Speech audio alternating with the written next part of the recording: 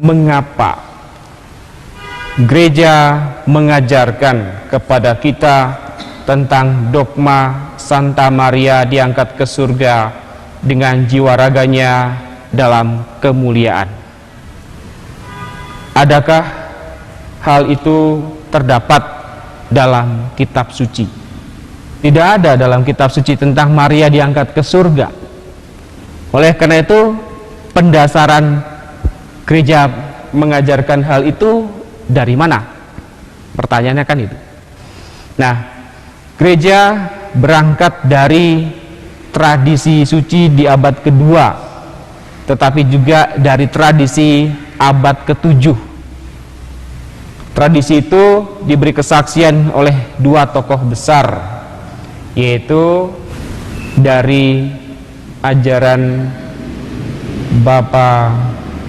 Bapak Suci. Ajarannya, bagaimana mungkin hal itu menjadi pegangan bagi kita tentang ajaran dogma? Tradisi mengajarkan kepada kita bahwa Maria dalam hidupnya menunjukkan ketaatan yang suci dan tulus sejak kabar gembira dinyatakan kepada diri Maria, yaitu terjadilah padaku menurut perkataanmu. Kalau hal itu ada dalam kitab suci. Kemudian tadi kita mendengar dari dalam Injil Lukas, ketika Maria berkunjung ke rumah Zakaria dan Elisabet, ibu Tuhanku melawati aku sehingga anak yang di dalam rahimnya melonjak kegirangan. Hal itu ada. Tetapi juga dalam kisah sengsara ketika Yesus di kayu salib, Maria dengan setia mengikuti putranya. Di situ dikatakan dalam Injil bahwa inilah ibumu, inilah anakmu. Saudara-saudara yang terkasih, Injil-Injil tadi memang tidak berbicara tentang bagaimana Maria diangkat ke surga. Bahkan dalam kisah 1:12 ayat 14, setelah para rasul kemudian pindah pergi dan tinggal di Yerusalem, tidak ada catatan tentang bagaimana akhir dari hidup Maria. Terlepas dari itu semua, penting bagi kita untuk menghayati ajaran dogmatis ini sebagaimana dikatakan dan diajarkan oleh dua tokoh besar, yaitu Gregorius dari Tours dan Yohanes Damaskus. Dua tokoh ini mengajarkan tentang pendasaran dogmatis, tentang kesaksiannya bahwa Maria yang kemudian menurut tradisi di abad kedua, memang dalam pengajaran-pengajaran dia sebagai Bunda Kristus mengalami kehidupan seperti manusia. Tetapi dalam hidupnya ia menunjukkan ketaatannya yang setia kepada Allah dan Kristus putranya. Dari sanalah maka kemudian gereja mengajarkan bahwa sungguh amat mengagumkan bahwa ketaatannya itu adalah buah dari kesetiaannya mengimani Allah, mengikuti Kristus putranya sendiri. Dimensi ini mengajarkan kepada kita bahwa Maria sebagai prototipe atau model bagi umat beriman untuk percaya dan mengimani apa yang telah dinyatakan oleh Kristus.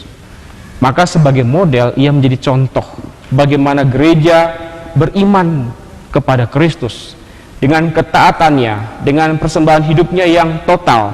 Itulah yang dinyatakan dalam diri Maria, sehingga selama hidupnya yang kudus dan suci, maka berhaklah pula ia mendapatkan kemuliaan sebagaimana putranya sendiri diangkat ke surga oleh Bapaknya.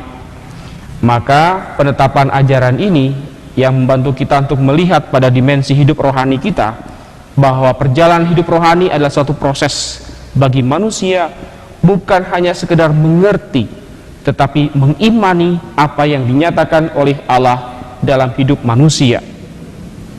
Oleh karena itu, saudara-saudara yang terkasih, iman kita, sumber iman kita menjadi jelas. Ada kitab suci, ada ajaran-ajaran dogmatis yang ditetapkan oleh gereja, ada tradisi-tradisi.